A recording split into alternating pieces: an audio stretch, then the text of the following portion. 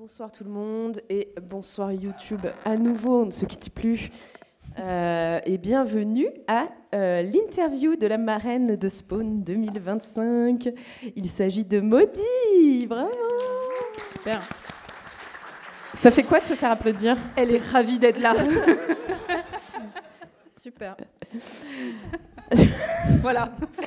C'était l'interview de Maudie. On n'en plus, hein, donc profitez de l'enthousiasme. C'est pas Elle est vous, au je suis top. comme ça de base, c'est pas vous. Elle est au top. C'est pas vous, c'est moi. C'est une étude sociologique.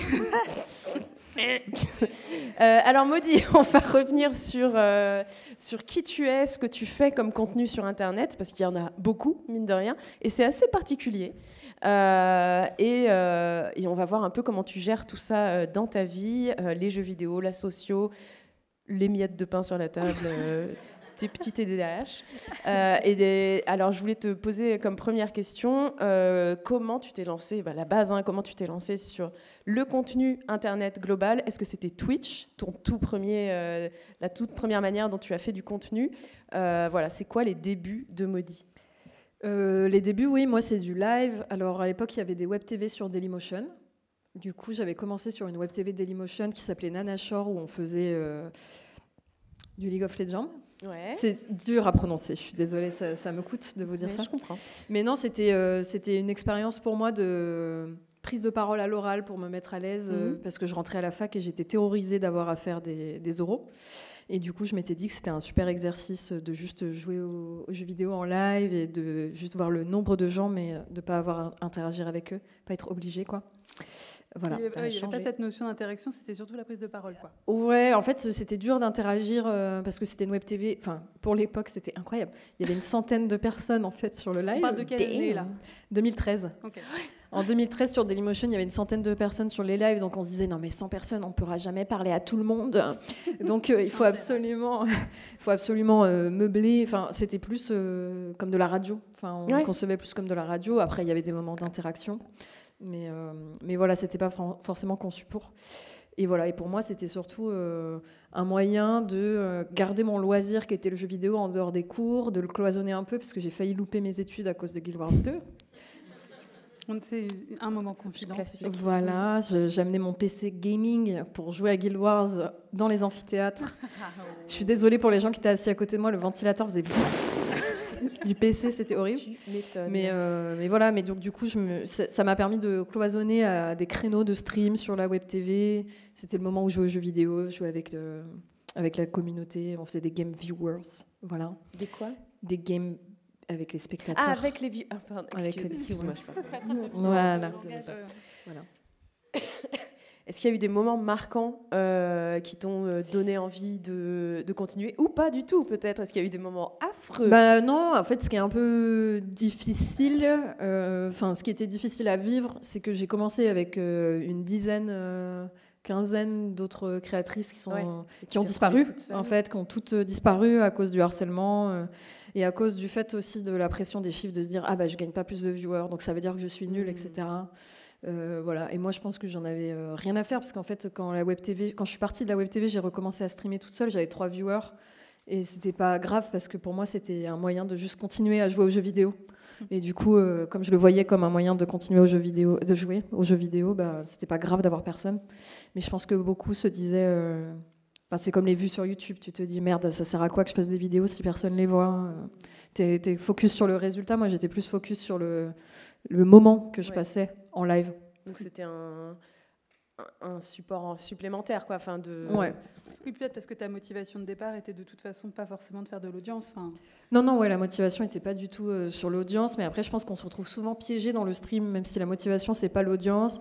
On a quand même envie de voir le chiffre grossir, quoi. Et on trouve ça anormal si ça baisse. C'est surtout que c'est beaucoup poussé aussi. Oui, bien sûr. On reçoit quand même à la fin de chaque stream des stats, relevés de nos performances. On met effectivement en avant ça, et c'est ça qui est compliqué, c'est que quand bien même ce serait pas une priorité pour nous, on nous fait comprendre que c'est pas normal et qu'on devrait quand même, quoi. Oui. Tu reçois des conseils, genre. À quel moment toi t'as décidé de passer sur Twitch après, du coup, puisque à la base c'était Dailymotion? Est-ce qu'il y a eu un déclic ou un truc particulier ou juste ça s'est fait naturellement? Dailymotion, c'était vraiment un espace web TV. Après, j'ai testé des plateformes qui sont mortes depuis, genre Hitbox ou des trucs comme ça. Mais du coup, non, j'ai testé un peu toutes les plateformes de stream. Il y avait d'autres concurrents à Twitch à ce moment-là, au départ. Et c'est juste que Twitch, c'était la plateforme qui centralisait le contenu. J'avais l'impression que ça commençait à devenir ça. Mais c'était pas un choix très réfléchi, quoi. Oui, ça n'a pas été non plus poussé par d'autres. Oui, parce que tu disais, du coup, toi, tu avais commencé avec des meufs qui, du coup, ont arrêté. Ouais, qui ont tout arrêté. Et ça, c'est un peu dur aussi dans le discours. Enfin, je sais que je suis pas du tout quelqu'un qui va mettre en avant de « ouais, j'étais une des premières meufs sur Internet », parce que je sais que c'est pas vrai, qu'il y avait des créatrices de contenu et des streameuses avant moi. Et je sais aussi qu'elles ont disparu, quoi, et que c'est assez alarmant. Ben, si elles avaient choisi d'arrêter parce qu'elles avaient envie de passer à autre chose dans leur vie, pourquoi pas? Je viens de bolosser un truc. C'est passé un drame là-dessous, je suis vraiment. Mais oui, si ça avait été un choix conscient, bien sûr, mais là c'est pas trop le cas, c'est plus quelque chose qu'elles ont subi.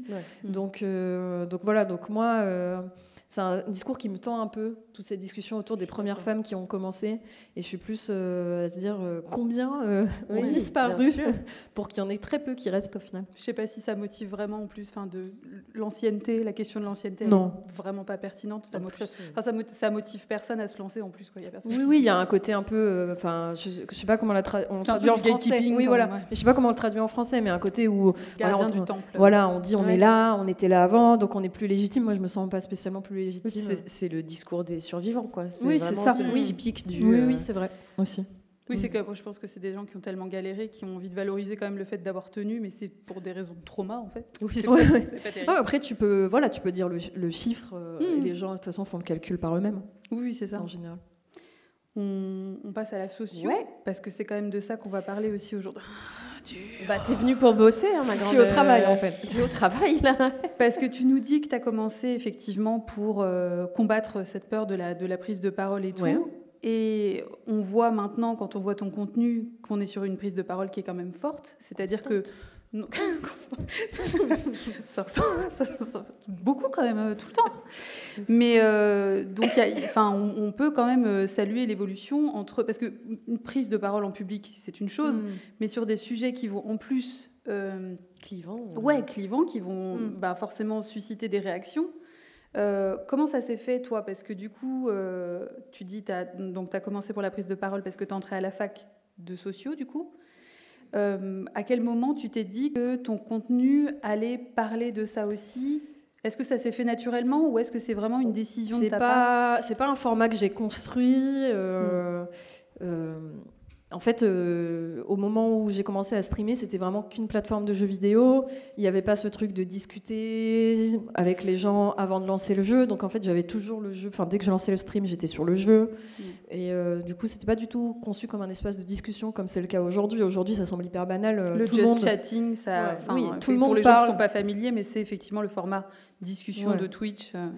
Tout le monde parle sur ses lives aujourd'hui. Vraiment, c'est normal que de passer un temps à discuter avec les gens. Avant, c'était moins le cas. Et tout le monde, pas tout le monde, mais il y a quand même une branche de Twitch qui est spécialisée dans le commentaire politique, souvent d'actualité, réagir à des contenus politiques. Donc maintenant, c'est hyper courant. Moi, ça n'a pas été du tout conçu. C'est pas comme Jean Massier qui a conçu des contenus politiques dès le départ sur Twitch. Moi, c'était plus, ça faisait partie de ma personnalité que de me questionner sur le féminisme, sur l'anticapitalisme et tout ça. Et du coup, c'est des discussions qui dérivaient à partir du contenu des jeux parfois. Et en fait, il y a des fois où je disparaissais pendant un mois, et après quand je revenais, j'étais là, je suis vraiment désolée, en fait je vous ai pas donné de nouvelles, mais là on était en grève, donc voilà, donc en fait c'est les blocages à la fac, et après je reviens et je l'explique aux gens, et ça a commencé un peu comme ça, en discussion informelle, sur fond de roguelike, voilà, je discutais de ça. Et il y a eu un moment assez difficile, un peu fondateur, pour le coup, là tu parlais de moment marquant, le moment marquant de mon contenu politique, c'est que je jouais à peut-être Spelunky ou un truc comme ça, et j'expliquais que la veille, il y avait une mobilisation sociale dans ma fac, parce qu'en fait des étudiantes ont été agressées par les profs, donc des abus de pouvoir, agressions sexuelles avec des profs qui dirigeaient leurs recherches. Et du coup, elles ont fait une action anonyme où elles ont collé des stickers pour les dénoncer sur la porte de leur bureau. Et du coup, il y a eu une manifestation après en soutien. C'était ma première manifestation féministe aussi. Donc je parle de ça en live. Et en fait, mon public était à 90%, je pense, ou 99% masculin, et ne comprenaient vraiment pas. Enfin, il y a une grosse partie des gens qui ne comprenaient pas et qui disaient mais non, mais l'égalité est acquise aujourd'hui. Donc là, on est en 2014. On est en 2014 et du coup, ils me tiennent le discours de ah, mais c'est diaboliser les gens. Et puis de faire ça de manière anonyme aussi, c'est trouvé ça très violent. Tu sais que pas tous les hommes, en fait. Voilà, bon. En fait, ça partait dans ces discussions-là. 2014, c'est tôt en plus. Sur 2014, ouais. C'est avant MeToo. C'est avant MeToo. Mais du coup, c'était une forme de petit MeToo, quoi. Ouais. Et en fait, il y a plein de personnes qui ont pris la parole à la fac après, qui ont porté plainte suite à ça, suite à cette action anonyme. Donc, en fait, je me suis retrouvée choquée de mon public, en fait, et de me dire, OK, quand je parle pas de ces sujets-là, ben, en fait, le fait de pas prendre de position fait que je me retrouve avoir un public qui n'est pas forcément en accord avec mes valeurs. Après, il y a évidemment plein de gens, on est en 2014, c'est tôt, qui ne se posaient pas ces questions-là. C'est la première fois qu'ils avaient une parole un peu alternative sur ça aussi, vu que c'est... Et sur Twitch. Voilà, sur Twitch. Et dans le jeu vidéo, donc peut-être que c'était une des premières fois qu'ils entendaient autre chose, j'en sais rien. Mais c'était hyper violent, en tout cas pour moi. Et je me suis dit, ah d'accord, donc il faut que j'en parle régulièrement pour être sûr que les gens soient au courant de là où ils mettent les pieds, quoi. Qu'il n'y ait pas d'amalgame, quoi. C'était ça mon enjeu. Est-ce que même en termes de confort, quelque part, on pourrait dire pour toi, tu trouvais ça plus... même une forme de se rassurer, de ne pas entretenir un public qui est vraiment à l'opposé de tes convictions, quoi. Ouais, ça met trop mal à l'aise, quoi. Quand tu es en live, tu passes 5 heures avec les gens. Moi, je faisais moins de créneaux de stream qu'aujourd'hui, mais aujourd'hui, je suis 4-5 fois en live par semaine. Si tu passes du temps avec les gens et discuter avec eux, il faut que tu sois quand même à l'aise avec ton public, quoi. Sinon, c'est trop bizarre. C'est trop bizarre. Ouais, donc c'était une barrière à l'entrée de dire tout de suite tu assumes tes positions politiques et tu sais que... Oui, après je leur fais pas passer un QCM, quoi. Mais je me dis qu'on devrait... Bon, proposition. Non, mais je me dis, je parle régulièrement, je fais des petites blagues, ou je parle régulièrement de ces sujets-là. Si t'es pas content, tu dégages. Voilà, en fait. pour juste poser le contexte et le cadre. Voilà. Mais au départ, c'était pas du tout conçu comme des formats politiques. C'est juste que je me disais, de temps en temps, il faut que je fasse des petits moments comme ça. Voilà. Oui, mais du coup, c'est intéressant de mettre ça en perspective avec le fait que maintenant, il y a beaucoup plus de créneaux de discussion. Donc, nécessairement, les gens sont vachement plus facilement amenés à savoir ce que tu penses de sujets dans une conversation un peu aléatoire, sans forcément parler spécifiquement de politique. Oui, il y a des chercheurs qui bossent là-dessus, qui parlent du capital authenticité, quoi. C'est ce qui intéresse le public aujourd'hui. C'est un peu ce qu'on retrouve sur les vlogs sur YouTube aussi, ce truc de je veux que les gens soient authentiques, je veux qu'ils me ressemblent. Donc c'est un peu quelque chose qui est recherché activement en stream. Oui, puis il y a le côté relatable, qui a pas tellement de traduction en français, mais où le fait de pouvoir se projeter sur le créateur ou la créatrice et se dire « Ouais, mais ils sont comme nous, en fait ». Et ça, c'est un truc sur lequel il y a une capitalisation pour après l'exploiter, quoi. Bon, ça, c'est un autre problème, mais... Donc du coup, c'est venu naturellement... Voilà, c'est venu de moi qui dit que je suis en blocage ou en manif, et les gens sont en mode mais c'est trop bizarre de faire ça, qui fait ça. Voilà, oui, parce que c'était peut-être aussi une période où les jeunes, j'ai l'impression, étaient moins politisés. C'était le début des réseaux sociaux. En fait, il y en a beaucoup à l'époque qui sont politisés sur Twitter. C'est la période où beaucoup de gens découvrent les réseaux sociaux. Et... C'était au moment de Nuit debout ou juste avant ? Non, c'est avant. Encore avant Nuit debout. Mais il y a Nuit debout pendant que je fais mes études, ça arrive juste après. Mais du coup, c'est à peu près juste avant. Mais du coup, oui, il y a quand même des gens qui vont utiliser les réseaux sociaux et qui vont découvrir via les réseaux sociaux d'autres paroles et qui vont découvrir du contenu militant, engagé politiquement via Twitter. C'est la période un peu... la belle période de Twitter où on se dit « Ah, en fait, je peux rencontrer des gens qui parlent de sujets qui m'intéressent, me renseigner via cette plateforme. » C'est un peu cette période-là. Et en plus, après, ils arrivent sur Twitch et ils te découvrent, ils se disent « Attends, c'est du jeu vidéo ». Enfin, à l'époque, parler de jeux vidéo, c'était pas du tout... Par contre, moi, j'avais un public que de gamers, quoi. J'avais pas du tout de militants, pas de gens engagés du tout. Alors pas justement, est-ce que toi, donc à partir du moment où tu as commencé à parler de ça sans que ce soit forcément spécifique, est-ce que tu as eu l'impression que ça a sensibilisé ton public ? Ou est-ce qu'il y en a qui se sont barrés parce que... Oui, aussi. Qui s'en fout ? Ou est-ce que du coup ça a ramené en fait un autre public? À ce moment-là, ça a ramené personne parce que je ne faisais pas ma com dessus, donc personne ne savait. Je pense qu'il y a un peu de bouche à oreille, notamment des conjoints qui disaient « Ah, cette streameuse, elle te plairait ?» Alors meuf, voilà, souvent c'est ça. Je suis la streameuse préférée de vos mecs hétéros éveillés. Mais c'est un peu ça. Tous les prophètes adorent Maudit. C'est encore le cas aujourd'hui en termes de statistiques. Je pense qu'on est encore sur ça. Mais du coup, oui, il y a un peu ce truc de mini bouche à oreille, mais sinon je faisais pas du tout ma com là-dessus. Ça m'a pas traversé l'esprit de me dire de faire. Enfin, comme mon contenu n'était pas lié à la politique, c'était juste des discussions informelles. J'ai pas du tout promu de format ou quoi qui parlait de ça. Voilà. Mais ça t'a pas inquiété parce que tout à l'heure tu nous parlais de toutes ces créatrices de contenu qui ont disparu à cause du harcèlement et tout, et toi t'arrives sur une plateforme de gros gamers qui se douchent pas tous les jours. Et t'arrives et tu dis que moi je fais des manifs, je bloque la fac alors que c'est pas. Mais je pense que déjà on n'a pas dit que j'avais 18 ans depuis un mois quand j'ai commencé à streamer. Je n'avais aucune conscience de ce que je faisais. C'est-à-dire que moi j'ai grandi, je fais partie des gens qui ont grandi avec Internet. Ouais. J'ai la DSL, je suis au collège, donc en fait j'ai toujours utilisé Internet avec une frontière très floue entre la vie publique et la vie privée aussi.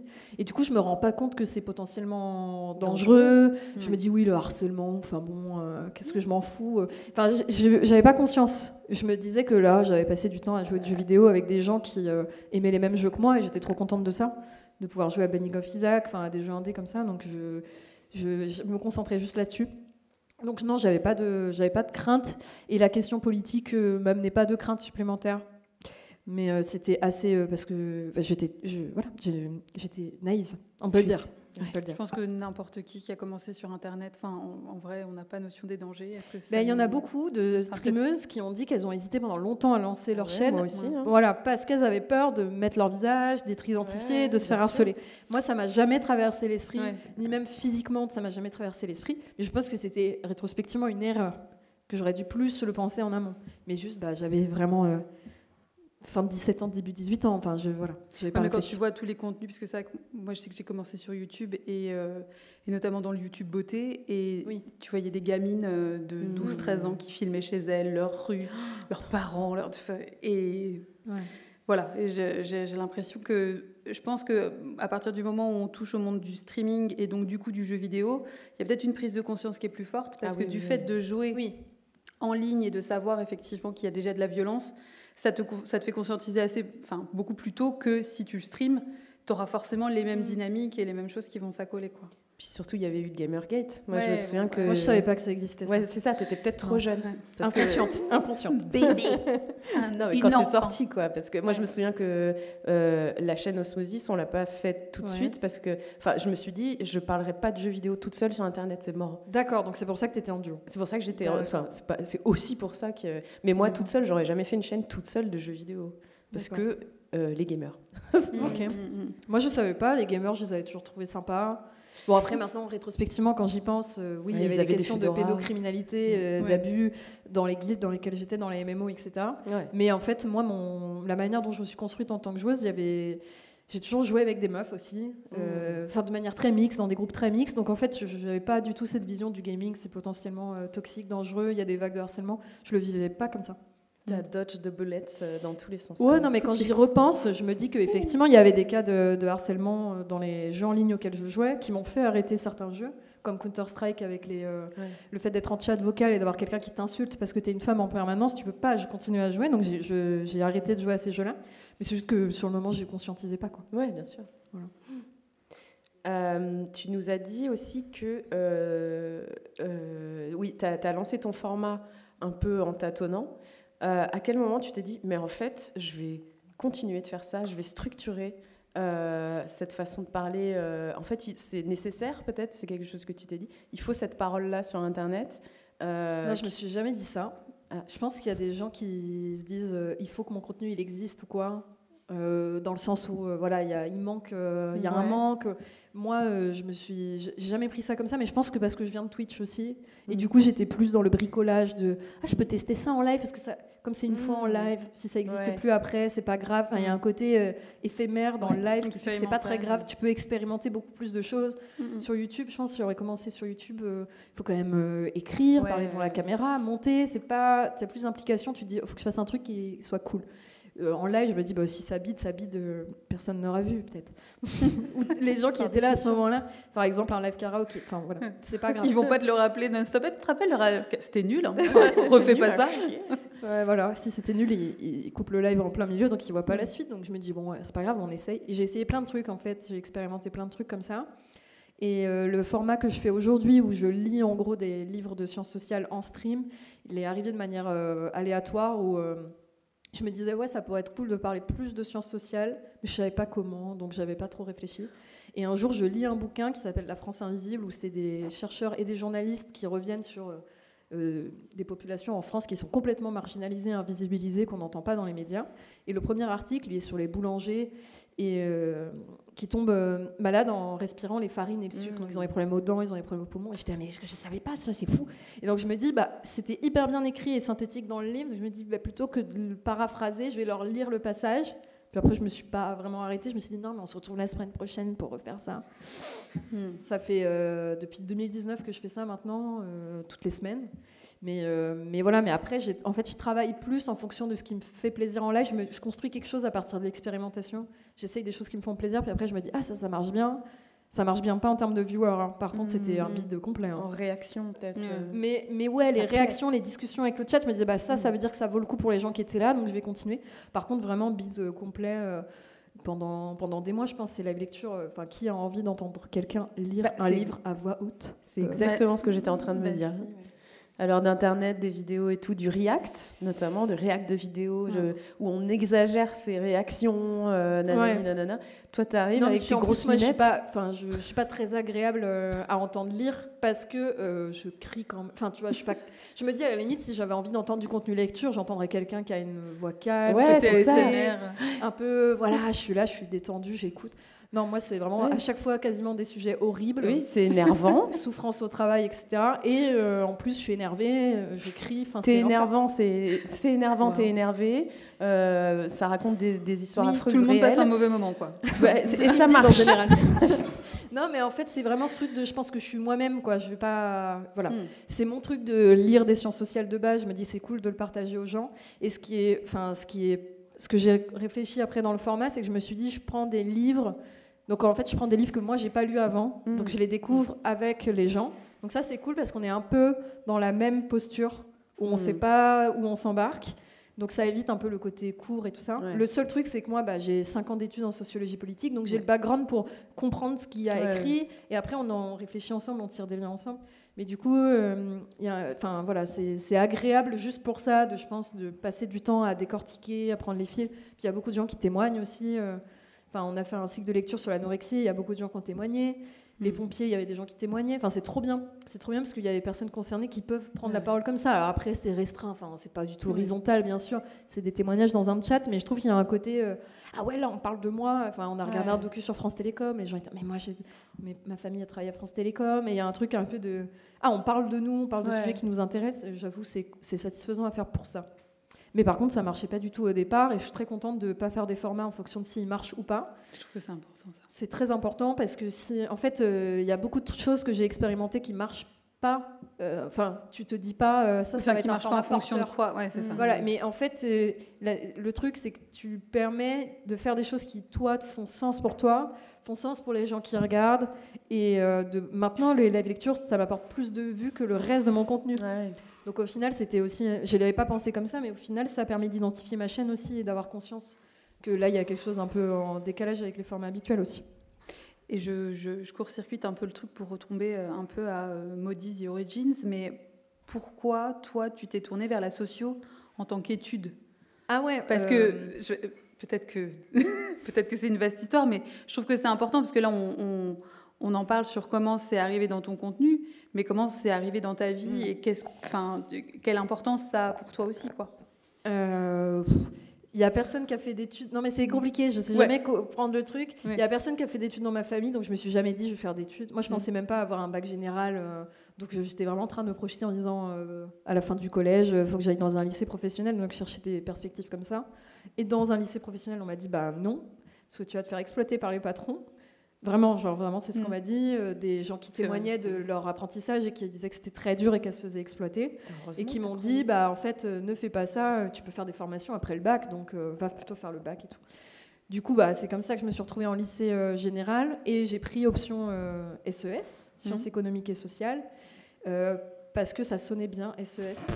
Sur la fiche quand j'ai rempli. Je savais pas ce que ça voulait dire. Ouais. Et la personne assise à côté de moi non plus. Et on s'est dit, on va pas demander, on va passer pour des connes, donc vas-y, on coche ça. Et du coup, c'est vraiment improbable. Et en fait, c'est juste que quand je suis arrivée en cours de SES, qui est pourtant beaucoup de cours d'économie, pas tant de sociologie, je me disais, mais tous les trucs que je me pose comme question... Là, il y a des réponses. Genre, il y a d'autres gens qui se posent ces questions. C'est trop bien. Ouais. Mais parce que j'étais un peu... comme j'ai eu Internet très vite, et un moment fondateur dans le fait que je suis partie en sciences politiques, en sociologie politique, c'est l'élection de Nicolas Sarkozy. Bien sûr. Merci à lui. Voilà, merci. Non, parce que quand j'étais en 6e, et ma mère... mes parents regardent la télé en mangeant. Donc c'est assez oppressant, on regarde l'actualité tous les soirs. Et du coup, au moment de l'élection de Sarkozy, tous les soirs, c'était actualité politique de ce type-là, quoi. Et quand Sarkozy a été élu, ma mère raconte que j'étais horrifiée, que je comprenais pas pourquoi. Et donc, je comprends mieux pourquoi après s'en est suivi une obsession de comment cette personne a pu être élue alors que je la trouve dangereuse. Et voilà. Et du coup, j'étais là, mais je trouve que ce qu'il dit est grave et les gens mettent un bulletin dans l'urne pour lui. Je comprenais pas. Et donc, en fait, tout mon collège, je l'ai passé à stalker Sarkozy. Je suis tellement heureuse d'avoir posé cette question pour avoir cette information. À tel point que quand ma voisine est venue chez moi pour jouer à Dofus et qu'on a voulu regarder des vidéos de Justin Bieber sur YouTube parce que c'est la même période. Sarkozy. Et en fait, mon historique était plein de Sarkozy. Et du coup, après, elle a raconté au collège que j'étais amoureuse de Sarkozy. Oh wow. Villain Origins en fait. Je pensais que c'est juste clairement ça toi, mais non. Modoche. Mais heureusement, ça ne m'a pas porté préjudice parce que je l'ai défoncé. Et les gens se sont dit, on va pas l'emmerder en fait. On va pas l'emmerder avec ça, clairement. Bon. Donc voilà, j'aurais pu me faire du lit pour cette histoire de Sarkozy quand même. On peut le dire, c'est grave. Quelle indignité.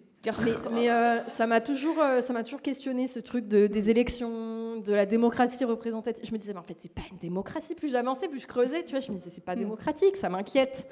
Et voilà, et donc les cours de SES sont arrivés et j'ai pu avoir des réponses à ces questions-là, ou en tout cas des gens qui me posaient d'autres questions et ça me stimulait. Et après, c'était évident que j'allais faire ça. Enfin, que j'allais en tout cas me questionner sur des sujets de société. Que ce soit, je me disais, je vais faire mes études le plus longtemps possible parce qu'apparemment, on peut faire ça de sa journée. Ce qui est quand même génial, exceptionnel. Donc voilà. Donc moi, j'avais pas une question de faire des études pour un métier. Je me disais pas, je vais devenir sociologue ou quoi. Je me disais, je vais juste être en cours et me poser des questions sur. Apprendre énormément. Voilà. Gros cerveau, très gros. C'est pour ça que la sociologie est venue en tout cas. Mais du coup, c'est pas très étonnant de constater qu'après, naturellement, t'en aies parlé aux autres, puisqu'en fait, toi, t'as constaté que t'avais un besoin. De savoir et d'échanger là-dessus. Il y a un truc important aussi, c'est que je pars en études très très loin de mon foyer, très loin de mes parents. Je suis fille unique et j'ai pas d'amis quand j'arrive à la fac. Je connais personne en fait. C'est pas ma fac de secteur, du coup tous les gens ils ont leurs amis du lycée et moi non. Et tous les découvertes que je faisais quand j'étais au lycée et que je lisais des trucs comme ça. Tu vois, Karl Marx, je l'ai lu au CDI au lycée parce qu'une prof elle l'a mentionné. En mentionnant Adam Smith, en disant il y a Adam Smith, on a passé beaucoup de temps sur Adam Smith en économie, et après elle dit il y a Karl Marx. Voilà. Et j'étais là, quoi ? Mais je suis très frustrée, donc je vais aller lire Karl Marx. PTDR, t'es qui ? Mais voilà, et du coup, je disais à ma mère, maman, j'ai lu le manifeste du Parti communiste. La daronne qui devait être là. Oh, la fierté. C'est le début des emmerdes. Maman, j'ai lu Marx. Mes parents ne sont pas militants politiques. En fait, ils suivent l'actualité, mais ils n'ont pas de... En fait, mes parents sont ouvriers, du coup, ils se sont rencontrés à l'usine.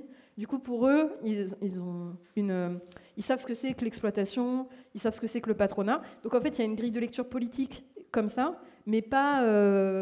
Ils sont convaincus que non, en fait, du coup, limite. Moi, j'ai souvent constaté ça, que tu as des gens, en fait, qui sont convaincus de ne pas avoir du tout de questions politiques et d'avoir de capacités. Ah oui, ils ne sont pas compétents. C'est ça. C'est que du coup, ils n'en parleront jamais, alors qu'en fait, ils savent très bien. Ils rattachent plein de trucs à leur vécu et qu'en fait, éminemment c'est politique. Mais en fait, voilà, donc ils avaient une politisation qui vient de leur vécu, mais pas d'appartenance à des groupes militants, pas d'appartenance à des groupes syndicaux. Un milieu autour qui... moi, je viens d'un village qui vote extrême droite, une famille qui, à part mes parents, vote à droite aussi.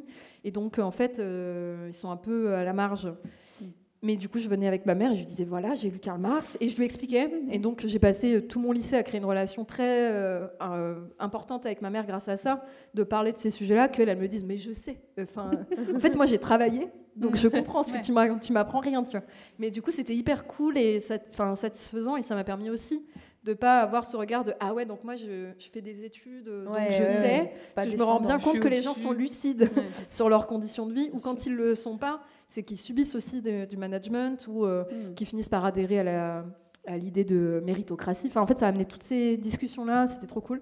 Mais donc, avec ma mère, je lui ai raconté ce que je faisais, enfin, ce que j'apprenais dans les livres, on en discutait, et je pense que je retrouve ça avec mon chat Twitch, on le fait ensemble. Parce qu'en fait, je le faisais en même temps, tu vois, je lisais, et je finissais le chapitre, je suis en mode, mais il y a ça, et en fait, on en discutait direct.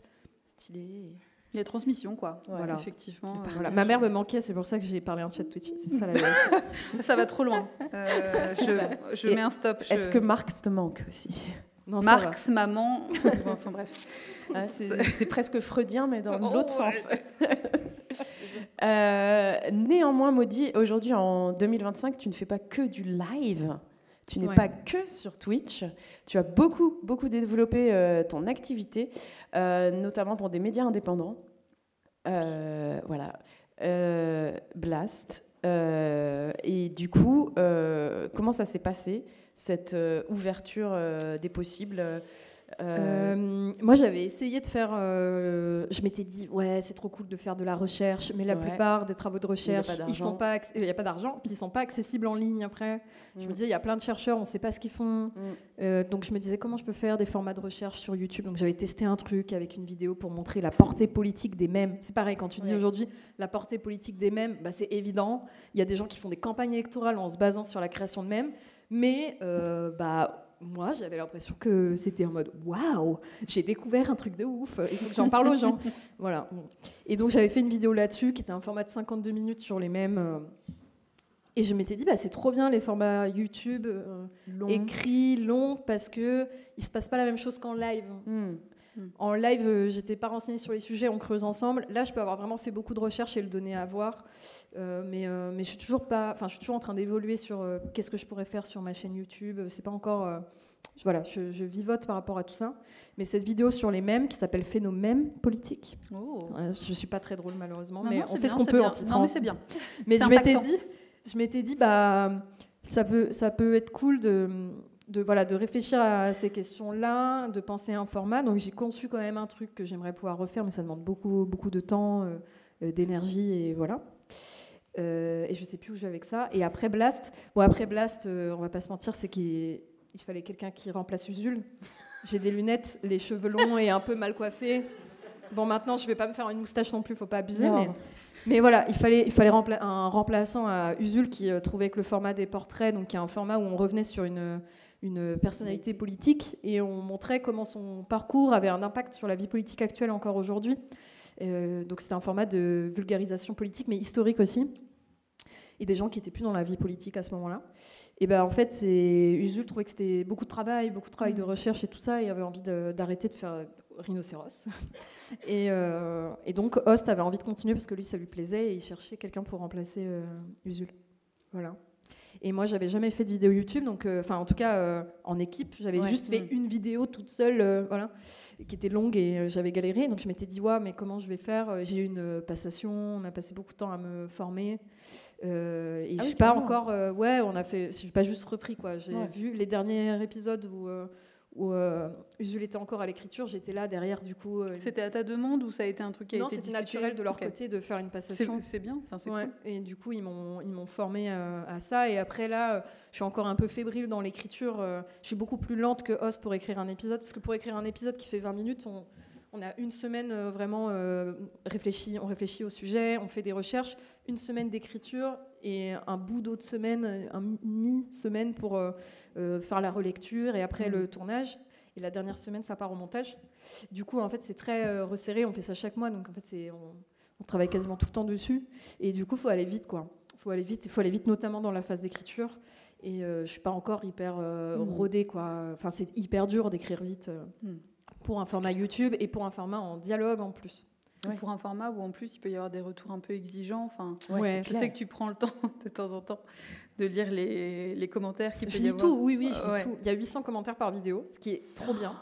C'est dense, quoi. Ouais, c'est trop bien, mais oui, je lis tout après. Mais je lis tout plusieurs semaines après la sortie. J'essaie de m'astreindre à pas regarder tout de suite après la sortie, parce que c'est pas représentatif de ce que va la réception de la vidéo sur le long terme. Donc je préfère voir sur le long terme avec plus de recul. Et c'est pas forcément facile parce qu'on fait déjà, je suis pas sûre que la vulgarisation ça soit bien sur YouTube. Attention, take de ouf. Mais je trouve que de transmettre un savoir et de se mettre dans cette posture de je transmets un savoir, c'est pas forcément politiquement très intéressant. Peut-être qu'il faudrait plus qu'on fasse des trucs d'éducation populaire. Après, comment on le fait sur les plateformes, je sais pas, c'est hyper dur. Quelle distinction tu fais entre vulgarisation et éducation populaire, les gens sont actifs dans la construction du savoir. Et la vulgarisation, c'est moi je sais et je vous donne ce que moi j'ai compris. Voilà. Mais du coup, j'essaye de réfléchir à me dire comment est-ce qu'on peut améliorer ça. Voilà, j'ai pas de réponse, mais je suis assez d'accord. Je sais que voilà, c'est un truc important de se questionner en tout cas et de pas prendre ça pour acquis. Moi, je fais de la vulga, mais il y a aussi le truc de quand on fait en tout cas pour moi, quand on fait de la vulgarisation scientifique, il faut pas simplifier. Il faut garder la complexité de la découverte scientifique et les nuances qu'il y a dedans. Parce que si on simplifie, on perd du sens et on perd de ce qui se passe vraiment scientifiquement. Donc c'est important pour moi de ne pas simplifier. Mais par contre, c'est important de rendre accessible. Il faut rendre accessible sans simplifier. Et c'est pas tous les jours facile. Et du coup, il y a souvent des gens qui nous disent « Mais ça, là, moi, je suis absolument pas d'accord. J'aurais voulu que vous passiez du temps sur ce détail-là. » Voilà. Mais voilà. Et je comprends qu'il y ait des frustrations parfois.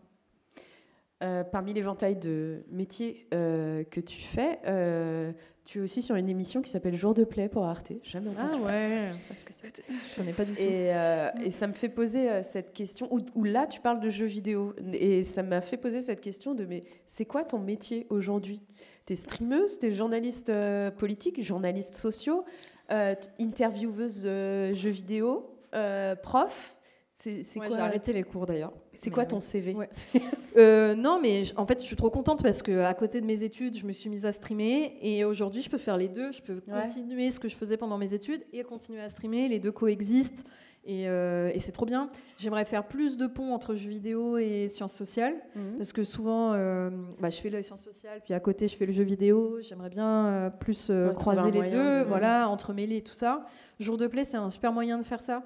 Parce que avec Sophia, qui est la réalisatrice, monteuse, cadreuse, elle fait tout, de AFK, c'est un format où on part à la rencontre de créateurs, créatrices de jeux vidéo, on voit leur quotidien au travail, on voit à quoi ressemble leur vie en dehors du travail aussi. Je trouve ça trop bien parce que ça permet de mettre du social, même si c'est une échelle individuelle. Après, on monte en généralité avec plein de portraits de plein de travailleuses de l'industrie du jeu vidéo. Quand tu vois tous ces petits arbres et que tu descends, tu vois la forêt de à quoi ressemble l'industrie aujourd'hui. C'est trop bien.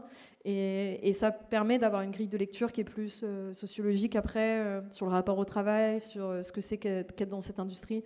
Donc j'essaye, voilà. Mais alors je suis pas journaliste, je fais un travail de journaliste, clairement, pour Blast. Je suis chroniqueuse, mais on voit pas trop la différence avec les journalistes. La différence, c'est que je fais des OPSP sur ma chaîne et donc je ne peux pas être journaliste. Ah oui, parce que je suis payée pour jouer à des jeux vidéo, je suis payée par des studios. Et en fait, je peux pas me... je me suis posé la question de me dire, est-ce que tu deviens journaliste est-ce que tu prends ta carte de presse et tu fais vraiment de journaliste ton activité principale ? Et je l'ai pas fait parce que j'aurais pas assez d'argent pour être stable.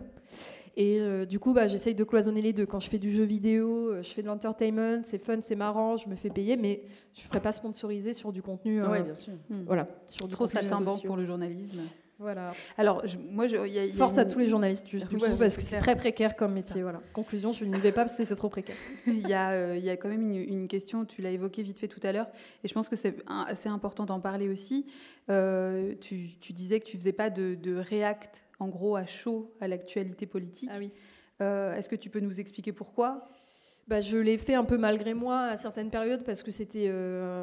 j'allumais mon stream, j'ai dit « Mais vous avez vu ce qui s'est passé sur Twitter il y a 2 heures là ?» Et en fait, comme en début de live, on parle toutes et tous de sujets qui nous intéressent, qui sont importants pour nous, je me mettais à faire ça. Ce qui est OK.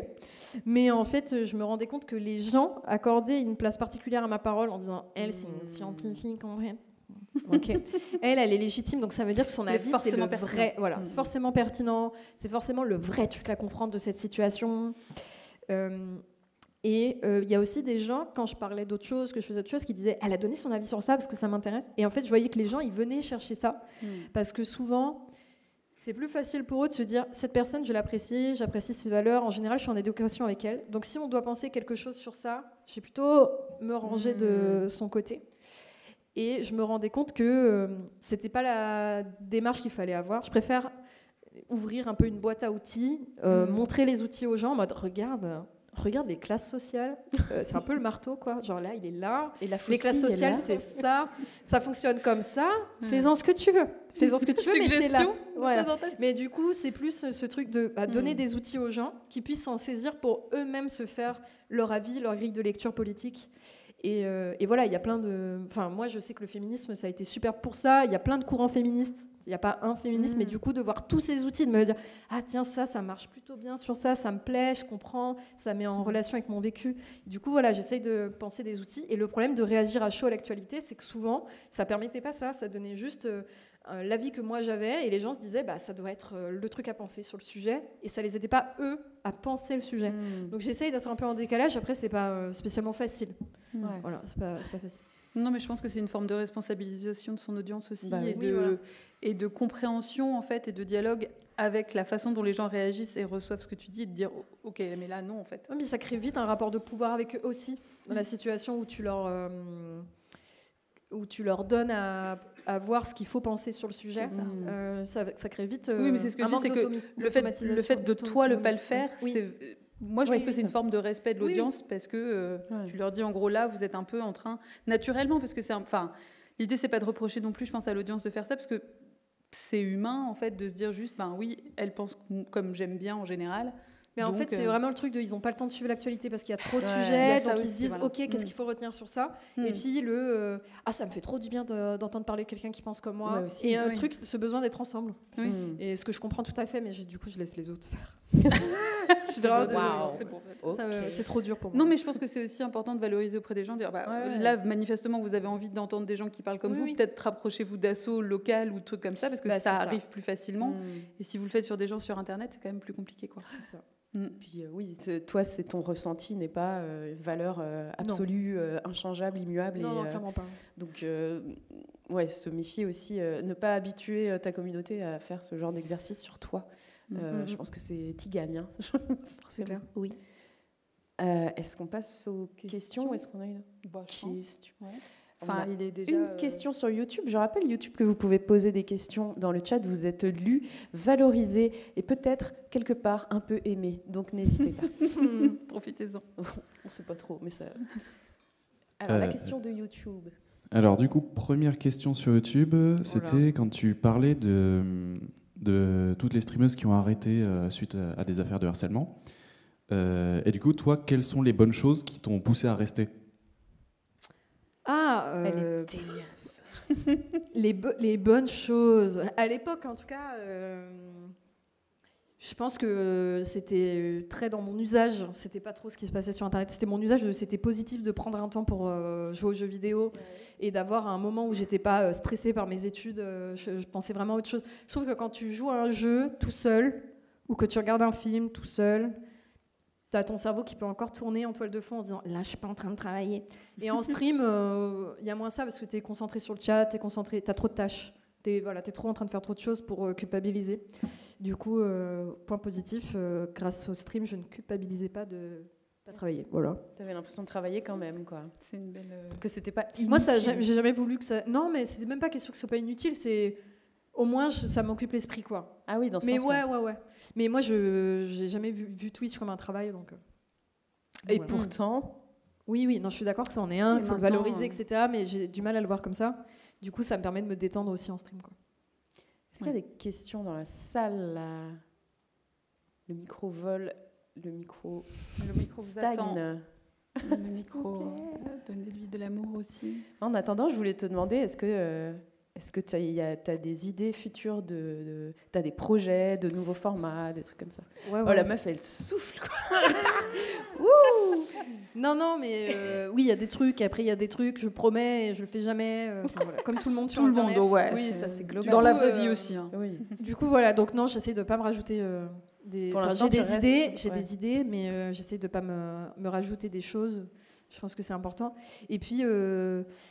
c'est un vrai truc, si vous voyez du contenu qui n'existe pas sur Internet, ou bon moteur, si des gens vous énervent et que vous dites putain mais cette personne dit n'importe quoi, moi j'aimerais dire autre chose, n'hésitez pas à faire des podcasts, à faire des vidéos, à lancer des streams. C'est complètement faux ce truc de il y a trop de contenu pour tout le monde, nanana. En vrai c'est faux. Moi souvent je cherche du contenu, enfin là pour une idée que j'ai de format justement, je cherche du contenu et des fois sur des trucs je ne trouve rien. Donc en fait il y a encore plein de formats qui n'existent pas. Oui, bien sûr. Je pense que par contre il ne faut pas forcément le penser en truc professionnalisant. Pas se dire je vais en faire mon métier, mais se dire en fait là j'ai un projet d'un sujet qui m'intéresse, j'ai envie de faire des streams dessus pour en parler, ou j'ai envie de faire des petits épisodes podcast. Faut expérimenter, tester. On manque de paroles plurielles sur Internet. Bien sûr. Et du coup je pense que c'est une rhétorique un peu dangereuse de dire qu'il y a trop de trucs et que les gens... Et notamment de personnes minorisées, de femmes, etc. Parce que il faut savoir que c'est des grilles de lecture qui sont super différentes. Bien sûr. Et moi, j'ai cette espèce de réflexe-là où quand je cherche un truc sur un sujet, je vais forcément essayer de chercher pas des hommes cis, blancs, hétéros de base, ce qui peut paraître extrêmement extrémiste pour plein de gens, mais en fait, bon, voilà. Et le truc, c'est que des fois, on se rend compte qu'il y a des sujets sur lesquels il y a absolument aucune autre parole. Là, la dernière fois que c'est ce qu'on disait, on a cherché pour les espaces liminaux. Donc contenu AL 236, Feldup. Qu'on aime bien, hein, c'est pas la question. Mais voilà, du coup, si on veut inviter en table ronde, etc., on trouve pas de personnes minorisées pour parler de ces sujets-là. Et voilà. Alors que c'est encore une fois, c'est des visions et c'est des vues qui sont très différentes. Et c'est des points de vue dont on a vraiment besoin. Donc c'est pour ça que faites-le, s'il vous plaît. Pour nous, au moins, si jamais vous ne le faites pas pour vous. Il n'y a jamais trop de contenu sur Internet, comme il n'y a jamais assez de gens qui font de la musique, assez de gens qui font de la BD, de l'illustration. Enfin voilà. Faites-le sans IA, mais faites-le. Je pense qu'à moins de vraiment vouloir volontairement imiter à 100% un créateur ou une créatrice de contenu, même si tu reprends un concept, une idée, etc., normalement, en y mettant de soi, ça va devenir quelque chose de différent avec l'évolution. Enfin, sinon, il y aurait eu une personne qui, un jour, streamait un jeu vidéo et personne n'aurait jamais osé faire autre chose. C'était fini. Voilà. C'était fin de Twitch, clap, fini. Et pareil pour les jeux vidéo, d'ailleurs. Une personne aurait fait un jeu vidéo, les autres auraient fait « Ah non, faut pas que je fasse la même chose. » Du coup, c'est lui, le jeu vidéo. En fait, c'est le jeu vidéo, je n'y touche pas. On a une autre question de YouTube. Oui, c'était par rapport à Blast et aux médias indépendants. Est-ce que Host est sympa? Oh, le pauvre. Je n'ai pas le droit de répondre à cette question car je suis sous NDA. Moi, je suis pas sous NDA, il est adorable. Mais il est suisse, voilà. Ça répond à une partie de la question. Voilà. Ok, il est adorable et un peu mou, mais quand même. Il prend jamais position sur rien. Il adore les paradis fiscaux. C'est très bizarre. Et le chocolat et les montres. C'est bizarre pour Blast, mais c'est la minorité en fait finalement. Il en faut. Est-ce qu'on a d'autres questions? Waouh, ce bras était levé énergiquement, j'adore. Bonjour. Sauf Elon Musk. Oui, c'est ce que j'allais dire. Attention, les bras énergiques.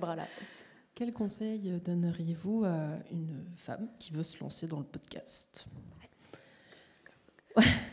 C'est toi qui fais du podcast.